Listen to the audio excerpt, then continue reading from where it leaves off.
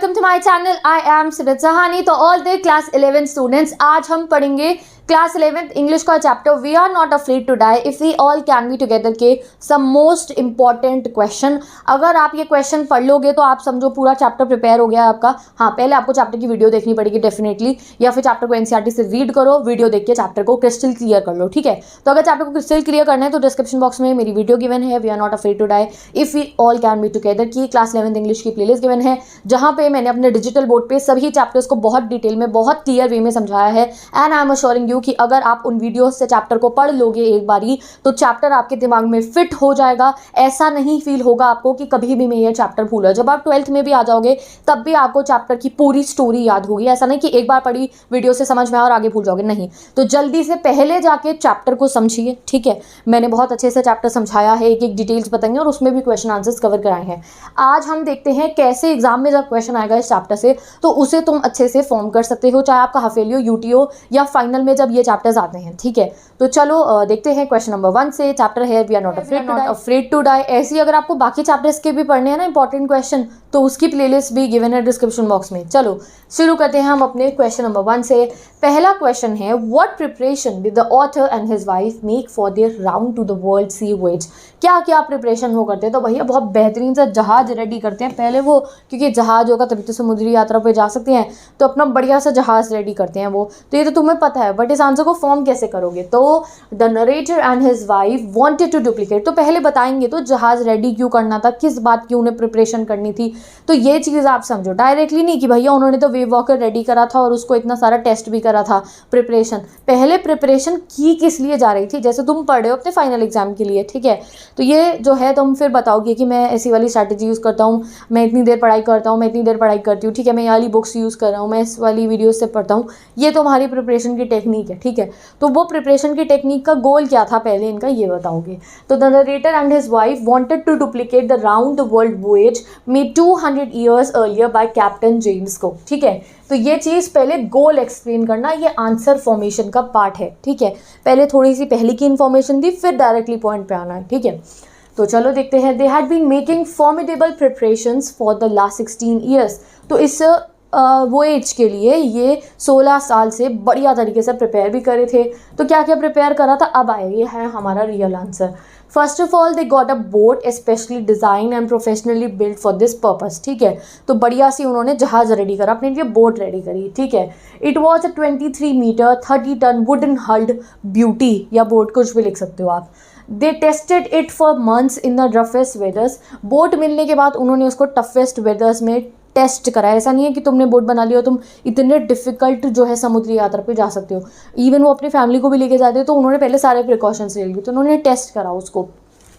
They were both mentally and physically prepared to undertake exceptionally long and challenging sea voyage। उसके बाद वो mentally and physically भी पूरे prepared थे कि वो इस जर्नी को जो है बिल्कुल ही चैलेंज को एक्सेप्ट करेंगे। ठीक है, तो इस तरीके से आप आंसर लिख सकते हैं। चलो अगला क्वेश्चन देखते हैं।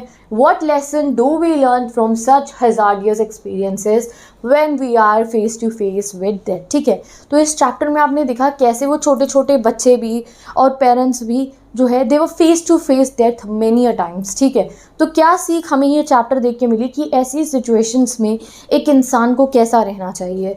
तो first, we must not lose our temper in any situation. इससे हमें सबसे बड़ी ये चीज़ मिली कि अपना कूल, अपना टेम्पर, अपना जो है पेशेंस हमें कभी लूज़ नहीं करना चाहिए, चाहे कितनी भी डिफ़िकल्ट सिचुएशन हमारे सामने हो। ठीक है, the narrator took the right decision by being calm to save himself from the storm. जब तूफान आया, अगर वो डर जाते, पैनिक करते, तो उनको ऐसा सॉल्यूशन नहीं मिलता। रादर देन जब वो शांत रहे, उनकी बेटी को भी लग गई थी बट तब भी वो हर चीज़ को लिए शांत रहे एंड वो उस स्टॉर्म से बाहर आ पाए। We have to try our best as narrator did.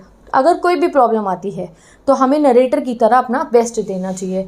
We should not forget that there is always solution to the problem. ठीक है, यहाँ थोड़ा सा गड़बड़ है। We should not forget that there is always a solution to the problem and we have to find that.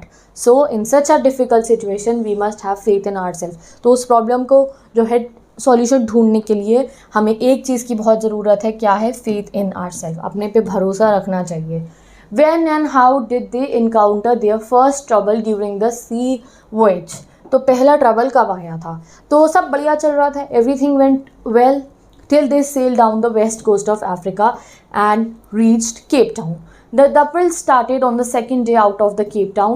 They began to encounter strong gales. They blew continuously for next few weeks. उसके बाद वो चलते रहते हैं अगले हफ्ते तक.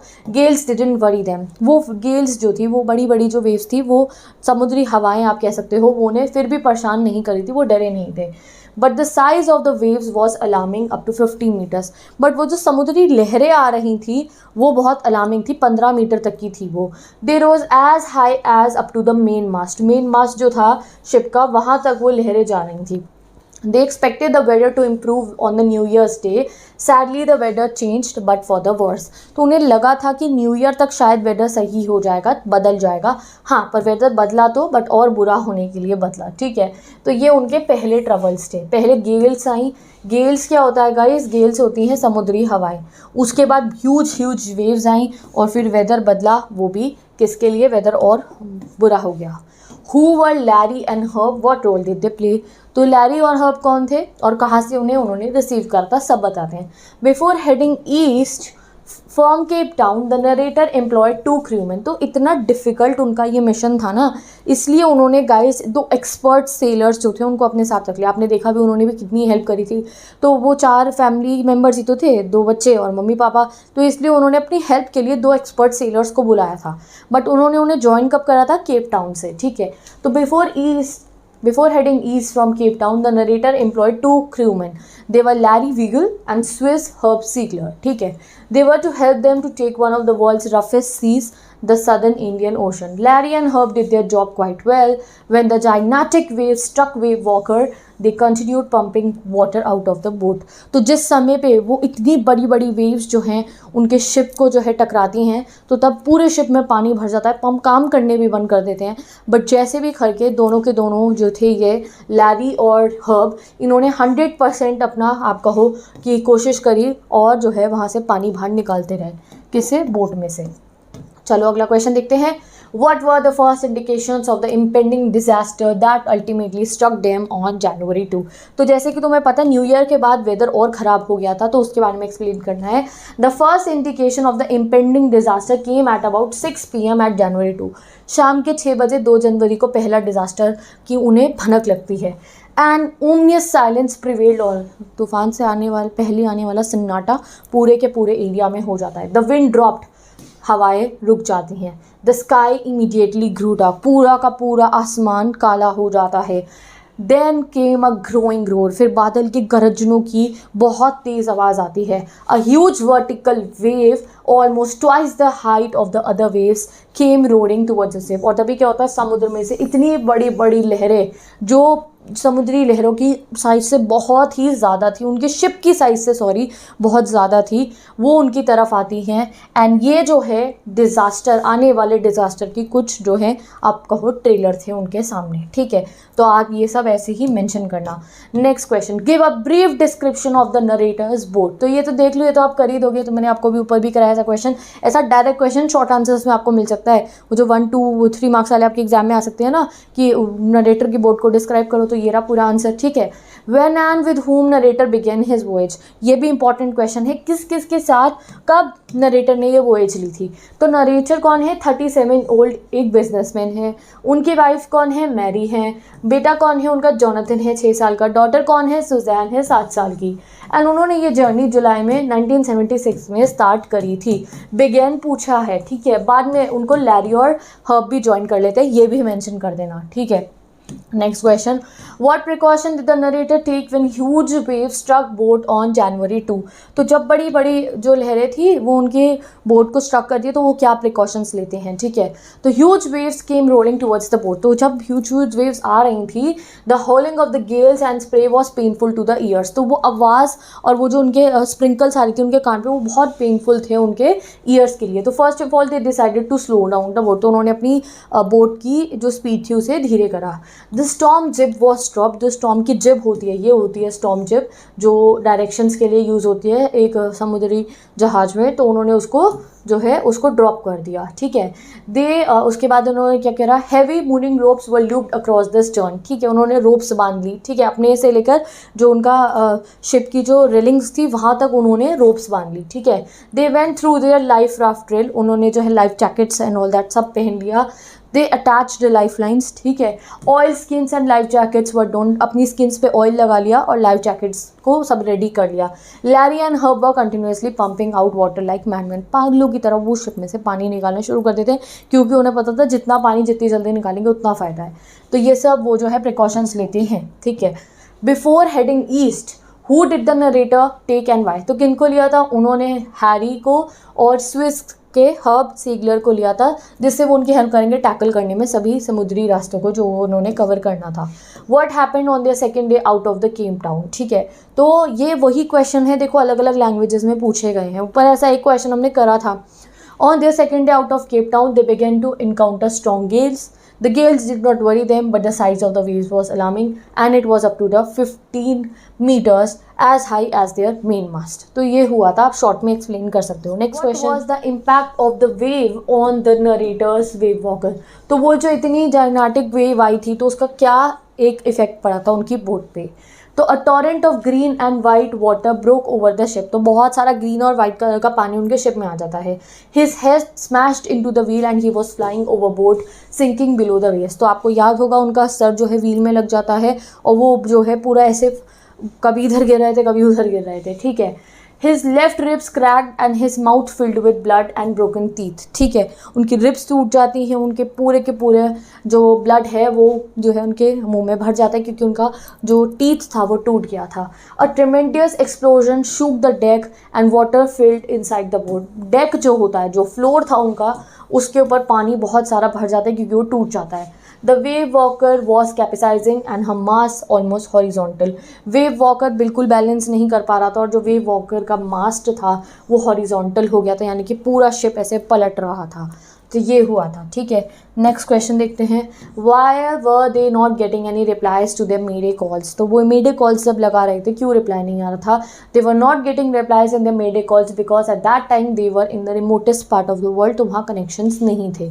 Y did the narrator search for an island eagerly, क्योंकि उन्हें समझ में आ गया था बहुत ज़रूरी है उस समय पे, वो उस कंडीशन में ऑस्ट्रेलिया नहीं पहुंच सकते, तो इसलिए उन्होंने सर्च करा एक आइलैंड। तो the narrator search for an island eagerly because the main rib frames of the Wave Walker were smash, boat को बहुत नुकसान हुआ था, down the wheel also, and it was not in the condition to reach Australia, ठीक है। चलो अगला question देखते हैं, describe the mental condition of the voyagers on 4 and 5 January, बहुत इंपॉर्टेंट क्वेश्चन है ये। On 4 and 5 January 36 hour of continuous pumping they reached the last few centimeters of water and they felt relaxed, ठीक है। तो बहुत सारा पानी boat में से निकालने के बाद वो रिलैक्स फील करते हैं। they had their first meal in almost 2 days, पहला खाना खाते हैं वो 2 दिन बाद, ठीक है, उस डिज़ास्टर के बाद। their respite was short lived, वो उनका चैन भी थोड़ा कम समय का ही था, क्यों, क्योंकि they faced a dangerous situation on 5 January also। both narrator and his wife were tired and lost all their hopes to remain alive, उन्होंने सारी उम्मीदें छोड़ दी थी अपने बचने की। They were going through severe mental stress, ठीक है, उन्हें बहुत मेंटल स्ट्रेस हो रहा था, ये उनकी मेंटल कंडीशन देखते हैं। Describe Ile Amsterdam, how did inhabitants behave to the newcomers, तो वो उन लोगों ने कैसे हेल्प करती है, चलो बताते हैं। तो when the narrator rushed on the deck he was relieved to see the outline of Ile Amsterdam, तो वो खुश हो जाते हैं कि मुझे एक आइलैंड मिल गया है। It was a French base, वो एक फ्रेंच बेस था। It was a black piece of volcanic rock, ठीक है। It had a little vegetation but still it appear to be the most beautiful island in the world, तो narrator के लिए जिन्होंने उम्मीदें ही छोड़ दी थी अपने बचने की, तो उन्हें वो छोटा सा ब्लैक कलर का आइलैंड जो इतना सुंदर नहीं था, वैसे उसमें बहुत कम वेजिटेशन थी, उन्हें वो दुनिया का सबसे खूबसूरत आइलैंड लगा। दे एंकर्ड ऑफ शोर फॉर द नाइट, वो वहीं रुकते हैं। And the next morning all 28 inhabitants of the island share them and help them of शोर, अगले दिन जो है उनको हेल्प करने के लिए 28 लोग आते हैं जो उस आइलैंड पे रहते थे और उनकी बहुत हेल्प करते हैं। तो इस तरीके से इनहेबिटेंट्स ने उनके साथ बिहेव करा। नेक्स्ट गाइस, यहाँ आप देख सकते हो we are not afraid to die के लॉन्ग क्वेश्चंस है, तो हम इनको भी प्रैक्टिस कर लेते हैं, ठीक है। तो लेट्स सी, क्योंकि इस चैप्टर में से लॉन्ग आंसर करने के चांसेस रहते हैं क्योंकि ये थोड़ा इंपॉर्टेंट चैप्टर है। What difference did you notice between reaction of the adults and the children? ये एक बहुत important question है. तो there was a lot of difference between the way in which adults and the children reacted when faced with danger. Adults felt stress of the circumstances but prepared themselves to face the danger.